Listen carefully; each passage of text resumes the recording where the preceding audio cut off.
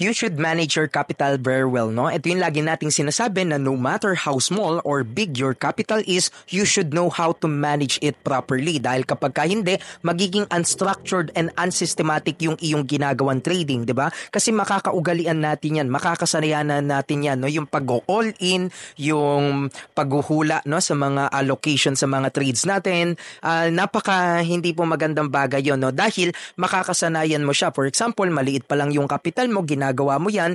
Pag lumaki na lumaki yung capital mo, baka paano ka na lang mag-allocate, no? Paano ilang percent dito, ilang percent, ilan yung lot size dito, no? Napaka-importanting bagay po yan sa pagte-trade dahil sabi ko nga kapag ka hindi mo na manage yung capital mo, no, sa maliit na halaga pa lang, pag lumaki ng lumaki, most probably matatalo, malulugi ka din, no? Kaya ang lesson learned guys is definitely maging matalino tayo sa pag-manage ng ating kapital. So yun lamang po, and follow for more contents like this.